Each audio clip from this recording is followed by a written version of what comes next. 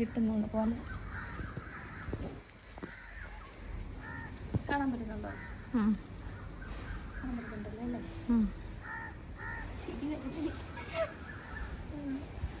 കൊള്ളാവോ? ചേരുന്നുണ്ടോ? എനിക്ക് dress ചേരുന്നുണ്ടോ? പോക്കറ്റുള്ള pant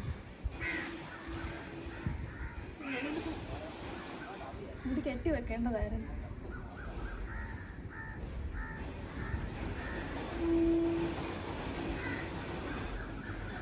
photo എടുക്കാം. ഫോട്ടോ എടുക്കാവോ?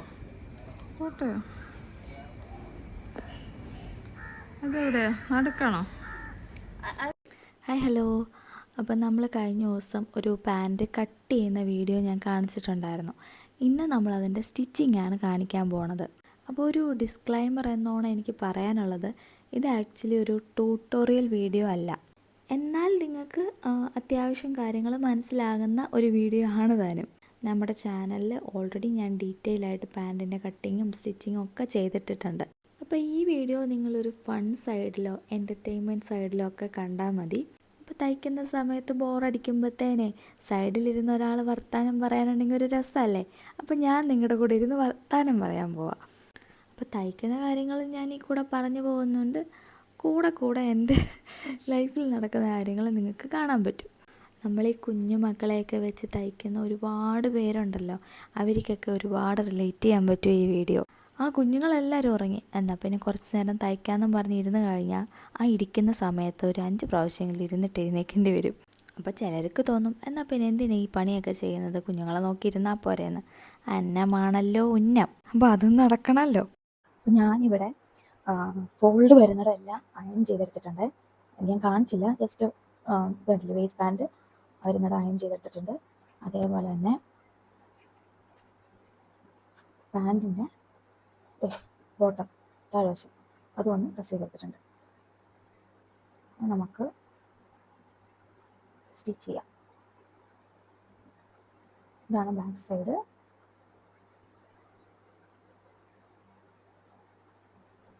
ഫ്രണ്ട് വശവും, അതായത് റോങ് സൈഡ് അല്ല റൈറ്റ് സൈഡും, ബാക്കിൻ്റെ റൈറ്റ് സൈഡും ഫ്രണ്ടിൻ്റെ റൈറ്റ് സൈഡും ഫേസ് ടു ഫേസ് വരുന്ന പോലെ നമ്മൾ പീസിനെ വച്ചു കൊടുക്കാം.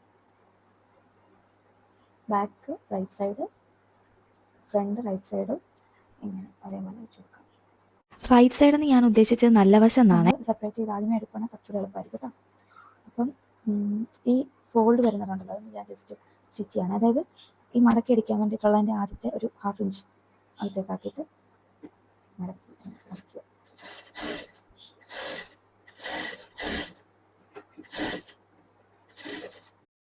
ഇതേപോലെ തയ്ച്ച് തീരുന്ന സമയത്തുണ്ടല്ലോ, നമ്മൾ സ്റ്റിച്ച് കണ്ടിന്യൂ ചെയ്ത് പോകാതെ ത്രെഡിനെ ഇങ്ങനെ വലിച്ചിട്ട് കട്ട് ചെയ്യുന്നതായിരിക്കും മെഷീന് നല്ലത് കേട്ടോ.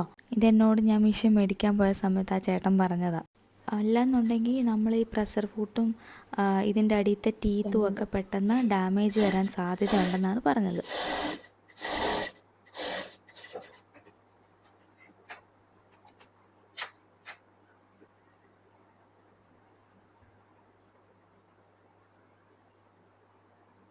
ഇനി ഞാൻ ചെയ്യാൻ പോകുന്നത്, ഈ സൈഡ് വശം ഉണ്ടല്ലോ, ക്രോച്ച് വരുന്നതല്ല സൈഡ് വശം, ഈ സൈഡ് വശം രണ്ടും ഇങ്ങനെ ഒരേപോലെ ആക്കി വെച്ച് കൊടുക്കാം.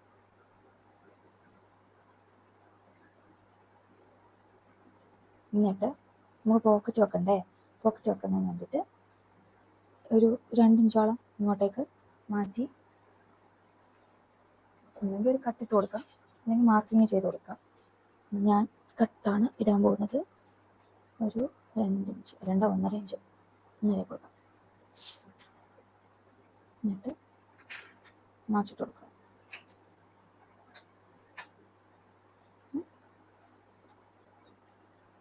ഇത് റോങ് സൈഡാണ്, ഇത് റോങ് സൈഡാണ്.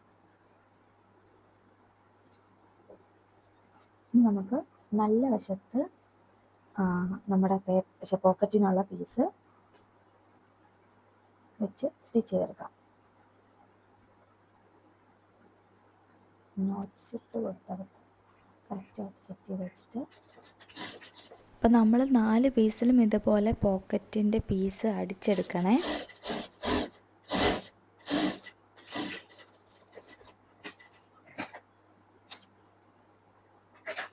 ഇങ്ങനെ ഒരു സ്റ്റിച്ച് ഇട്ടിട്ട് നമ്മൾ പതിച്ചൊന്ന് അടിച്ചു കൊടുത്താൽ നല്ലതായിരിക്കും.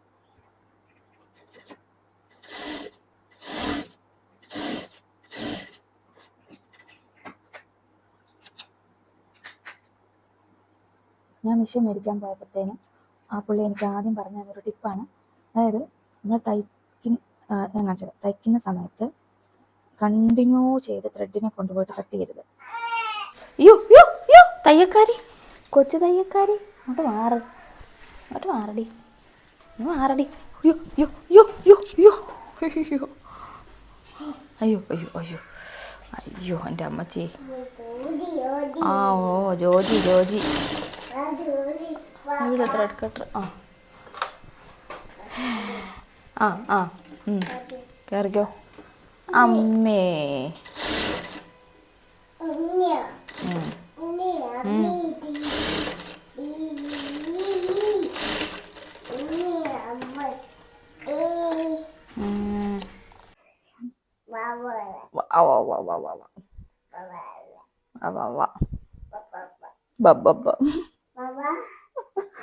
ബാബേ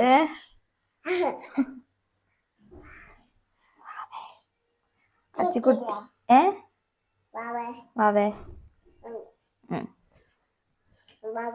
വാവേ അച്ചുകുട്ടി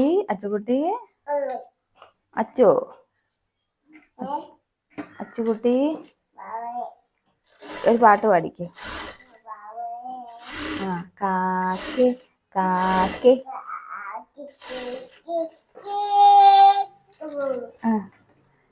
കാക്കേ കാക്കേ കൂടെ വിടെ. ചേച്ചി വീട്ടിലോ? ചേച്ചി വീട്ടിൽ പിന്നെ പോ കേട്ടാ. കാട്ടിലെ കണ്ണ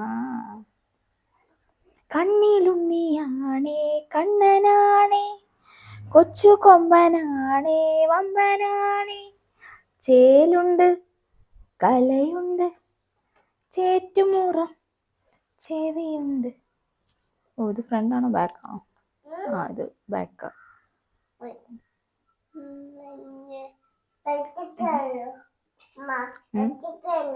പച്ചക്കറി ഉണ്ടോ? ഉണ്ട്. എന്നാ പച്ചക്കറിയാ ഉള്ളേ? എല്ലാം ഉണ്ടോ? സവോള എന്നാ 1 കിലോ വില? എന്നാ സവോള 1 കിലോ എന്നാ വിലയാ ഒന്ന് പറഞ്ഞേ. ജിയോ മാർട്ട് ആണെങ്കിൽ 5 രൂപയ്ക്ക് കിട്ടും. നിങ്ങളുടെ കടയിൽ വില കൂടുതലാണെങ്കിൽ എനിക്ക് വേണ്ട. ജിയോ മാർട്ടിലെ 5 രൂപയ്ക്ക് എനിക്ക് സവോള കിട്ടും, അറിയാവോ? നിങ്ങളുടെ കടയിൽ എത്ര രൂപയാ? ഇറങ്ങുവാണോ? ടാറ്റാ. പച്ചക്കറി വയ്ക്കാൻ വേണ്ടി പോ.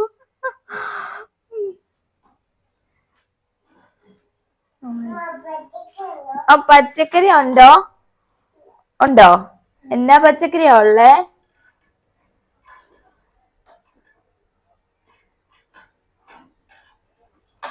എന്നാ പച്ചക്കറിയാ ഉള്ളേ? ചേച്ചി യോ എന്റെ ഓർലക്ക് മെഷീൻ ഓട്. ചേച്ചി പാലുണ്ടോ? പാല് ഉണ്ടോ? ചേച്ചി എന്നാ ഒന്നും പറയാത്തെ?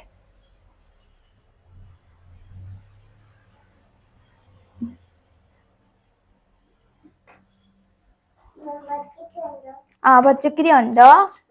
ഉണ്ട്. എന്നാ പച്ചക്കറിയാ ഉള്ളേ?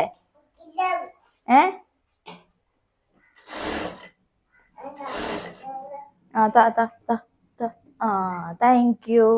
എത്ര രൂപയാ? 30? ലാഭമാണല്ലോ. ആ അയ്യോ അയ്യോ എൻ്റെ ദേഹത്തെല്ലാം വലിഞ്ഞ് കയറുന്നേ. അയ്യോ അയ്യോ അയ്യോ.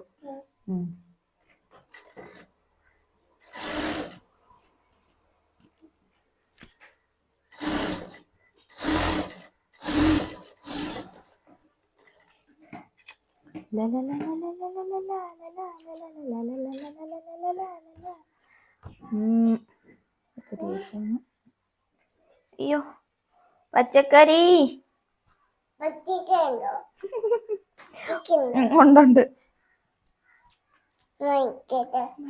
അയ്യോ അയ്യോ എൻ്റെ യേശുവേ. അച്ചോ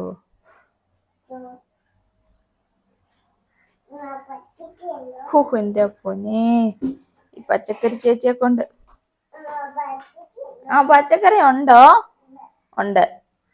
എന്നാ വിലയാ തക്കാളി? എന്നാ വിലയാ തക്കാളി? എന്നാ വിലയാ? പച്ചക്കറി തക്കാളി ഇല്ലേ? ബെസ്റ്റ്. വെണ്ടയ്ക്ക ഉണ്ടോ? വെണ്ടയ്ക്ക ഉണ്ടോ?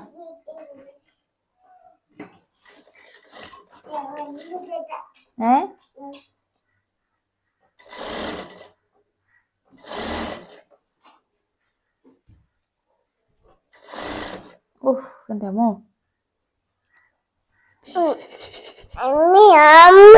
എൻ്റെ അമ്മച്ചി. അയ്യോ മൈക്ക് പിടിക്കല്ലേ. ഓ തയ്യക്കാരി ജാനു. എന്റെ മൈക്ക്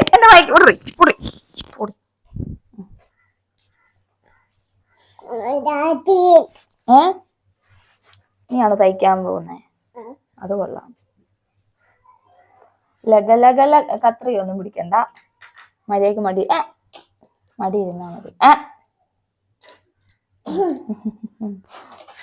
സെറ്റപ്പ് എല്ലാം പഠിച്ചോ? എടി ചുമ്മാ ഇരിക്കടി.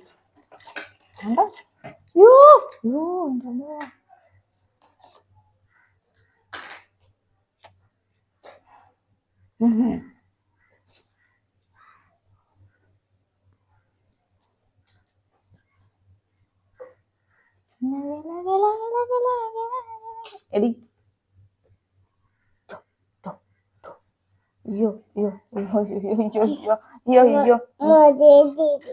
തയ്ച്ചു കഴിഞ്ഞിട്ട് വേണം ചേച്ചിയുടെ വീട്ടിൽ പോവാൻ. അല്ലാതെ തയ്ക്കാത്തതായിട്ട് അവരുടെ വീട്ടിൽ പോയിട്ട് എന്നാ കാണിക്കാൻ?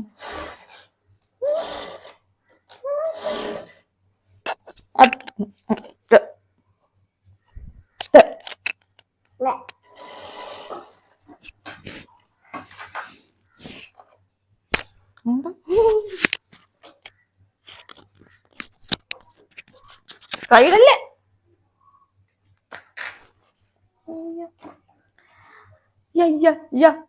എടി മറ്റേ ഇംഗ്ലീഷ് ചാനൽസ് ഒക്കെ ഉണ്ട് കുറെ. കുറെ യൂട്യൂബ് ചാനൽസ് മദാമ്മമാരുടെ. അവരുടെ മക്കളൊക്കെ ഉണ്ടല്ലോ ഇങ്ങനെ മടിയിൽ ഇങ്ങനെ വെച്ച് അങ്ങനെ ഇരിക്കും. ഒന്നിലും പിടിക്കാനും എടുക്കാനൊന്നും പോകത്തില്ല. അറിയാ. അപ്പോഴാണ് ഇവിടെ നീ.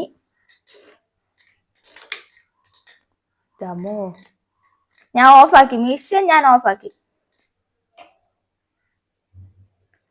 ഇത്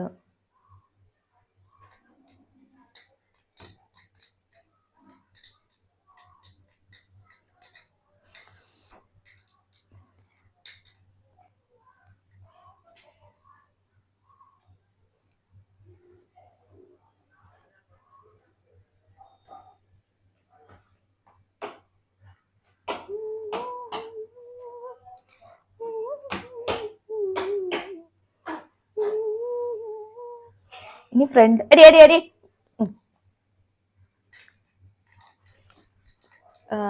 ഇതിപ്പം ഫ്രണ്ട് പീസിന്റെ റൈറ്റ് സൈഡ്. അപ്പൊ അതിലേക്ക് ഇതിപ്പോ 4 വശത്ത് ഞാൻ പോക്കറ്റ് അറ്റാച്ച് ചെയ്തിട്ടുണ്ട്. ഇനി ബാക്ക് പീസും ഫ്രണ്ട് പീസും റൈറ്റ് സൈഡ്സും തമ്മിൽ ജോയിൻ ചെയ്തിട്ട് സ്റ്റിച്ച് ചെയ്തെടുക്കണം. സ്റ്റിച്ച് ചെയ്യുമ്പോൾ സൈഡ് നമുക്ക് ആദ്യം സ്റ്റിച്ച് ചെയ്യാം. ഈ പീസ് മാറ്റി വെക്കാം.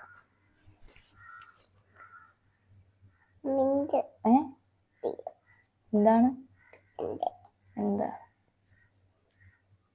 അച്ചുകൂട്ടെ അമ്മച്ചി അടുത്ത് പോവാവോ? ഒരേപോലെ വെക്കാം. വെച്ചിട്ട് കൈ മതിയേ. ഷോട്ടാ ഇങ്ങനെ വെച്ച് കൊടുക്കാം. നിന്നെ പേടിച്ച ഞാൻ മെഷീൻ ഓഫാക്കി. ഓക്കെ, ഇനി ജസ്റ്റ് മാറ്, കൈ മാറ്റി. ചേർന്നിങ്ങനെ ഇരുന്ന് കഴിഞ്ഞാൽ ഞാനിങ്ങനെ തയ്ക്കും.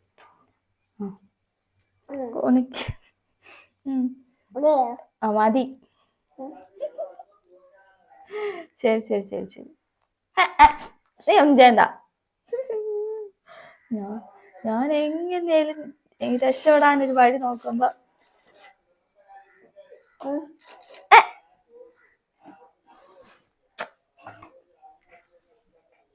എടി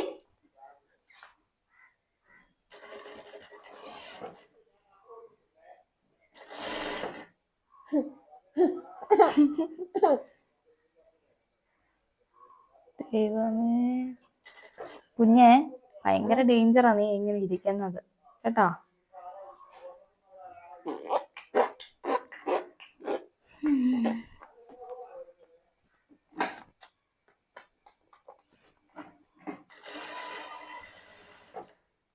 ലഗ് ലഗ് ലഗ് ലഗ് ലഗ് ലഗ് ലഗ് അടങ്ങിയിരിക്കണേ, ഇങ്ങനെ ഇരിക്കണേ.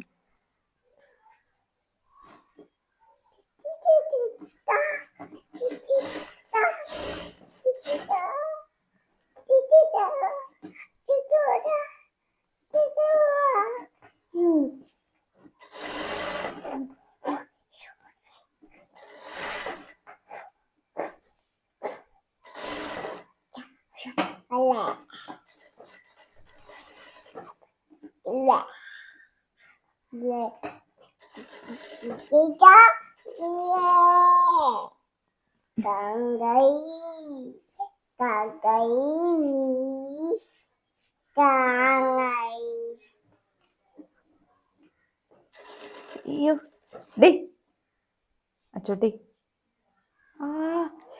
ഒടിച്ചു കുറച്ച്.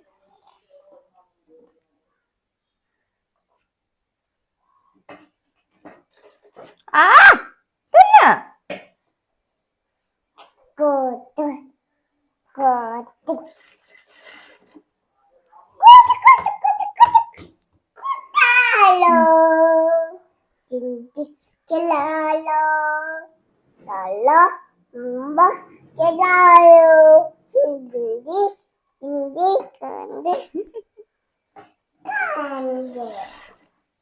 പോവാണോ? പോക്കോ. തെറ്റാ. അയ്യോ പിന്നെ വരുവാണോ? വേണ്ട. എടി ഞാൻ ഇത്ര ഒന്ന് ചെയ്തെടുത്തോട്ടെ, ചുമ്മാ വിട്, വിട്ടെന്നെ വിട്ട്.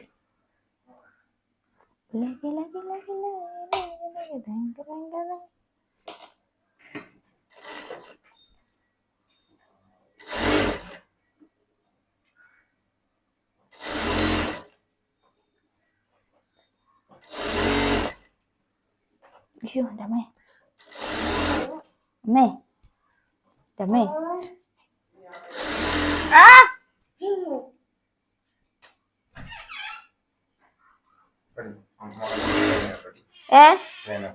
ഇല്ല. അയ്യോ ഞാൻ വീഡിയോ എടുക്കുക.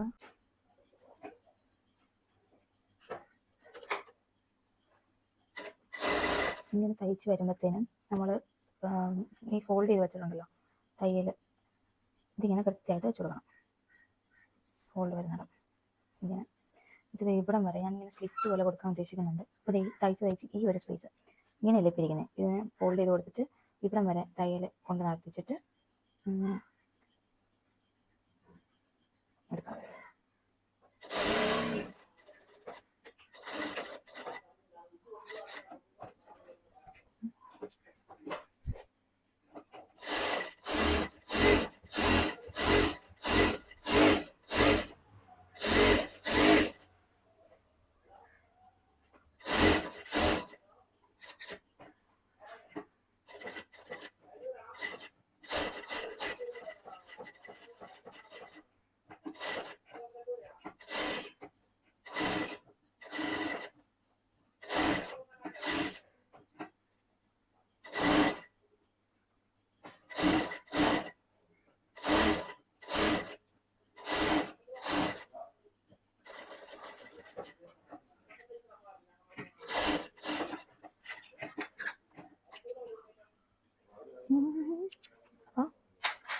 ഈ ഒരു സൈഡ് സൈഡ് വരുന്നത് നമ്മൾ അടിച്ചു.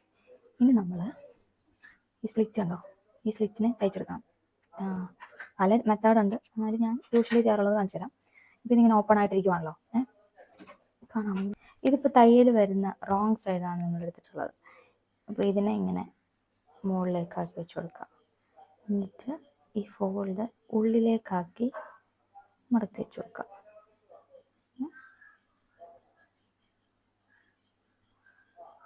അങ്ങനെ ആ കറക്റ്റ് സ്റ്റിച്ചിൻ്റെ അവിടെ വന്നിടം വരേക്ക് വെച്ച് കൊടുക്കുക. എന്നിട്ട് ഇതിനെ ലെവൽ ചെയ്ത് വെച്ച് കൊടുക്കാം കേട്ടോ. അല്ലെങ്കിൽ ചിലപ്പോൾ അങ്ങോട്ടും ഇങ്ങോട്ടും കയറ്റിറക്കം സംഭവിക്കും. കേട്ടോ, ലെവലാക്കി വെച്ച് കൊടുക്കാം. എന്നിട്ട് ഇവിടെ തയ്ച്ചു കൊടുക്കാം. അപ്പം നമ്മൾ തയ്യൽ നിർത്തി വെച്ചിടത്തേക്ക് ഇതേപോലെ അതിനെ മടക്കി വെച്ചേക്കണം. അപ്പോൾ നിങ്ങൾക്ക് ഇത് കാണുമ്പോൾ എന്തെങ്കിലും ഡൗട്ടുകൾ ഉണ്ടെന്നുണ്ടെങ്കിൽ നമ്മുടെ ചാനലിൽ തന്നെ ഓൾറെഡി നമ്മൾ വീഡിയോസ് ചെയ്തിട്ടുണ്ട്, കുറച്ചുകൂടെ ഡീറ്റെയിൽ ആയിട്ട് പറയുന്ന വീഡിയോസ്. നിങ്ങളതൊന്ന് ചെക്ക് ചെയ്ത് നോക്കിയാൽ സ്റ്റിച്ചിങ് കുറച്ചുകൂടെ മനസ്സിലാവും കേട്ടോ. ഞാൻ പറഞ്ഞില്ലേ, ഞാൻ നേരത്തെ പ്രസ് ചെയ്തിട്ടുണ്ടായിരുന്നു. അതുകൊണ്ട് തന്നെ നമുക്ക് ഇങ്ങനെയൊക്കെ തയ്ക്കുന്ന സമയത്ത് ഫോൾഡൊക്കെ കൃത്യം എടുക്കാൻ പറ്റും. അല്ലെങ്കിൽ വരുന്ന പ്രശ്നം എന്താണെന്ന് വെച്ചാൽ, ഒന്നെങ്കിൽ നമ്മൾ പിൻ ചെയ്ത് കറക്റ്റ് വെച്ചിട്ട് വേണം ഇങ്ങനെയൊക്കെ ചെയ്യാൻ വേണ്ടിയിട്ട്. അല്ലാതെ നമ്മൾ തോന്നിയ പോലെ അങ്ങോട്ടും ഇങ്ങോട്ടൊക്കെ മാറ്റി വെച്ച് ഇപ്പോൾ ചെറിയ ഡിഫറൻസിലാണെങ്കിൽ പോലും നമ്മൾ തയ്ച്ച് കഴിഞ്ഞാലുണ്ടല്ലോ, മെയിനായിട്ട് ഈ പാൻറ്റിൻ്റെയൊക്കെ കേസിൽ ലെവൽ കിട്ടാതെ വരും. ഒന്ന് കൂടി ഒന്ന് കുറഞ്ഞും വരും. ചിലപ്പോൾ നമ്മൾ ഈ ചെറിയ ഇറക്കവും നമ്മൾ അങ്ങോട്ട് അവോയ്ഡ് ചെയ്യും, സാരമില്ല എന്നൊക്കെയുള്ള പോലെ. അങ്ങനെ വരുമ്പോൾ വരുന്ന പ്രശ്നം വേറൊന്നുമല്ല, നമ്മൾ പാൻറ് ഇട്ട് കഴിയുമ്പോഴത്തേനും നമ്മൾ പലരും കണ്ടിട്ടുണ്ടായിരിക്കും നടുവശം കൊണ്ട് മുകളിലേക്ക് കയറിയിരിക്കുന്നത്. അതായത് ക്രോച്ചിൻ്റെ ആ സൈഡ് വരുന്നത് കൊണ്ട് മുകളിലേക്ക് കയറിപ്പോവും.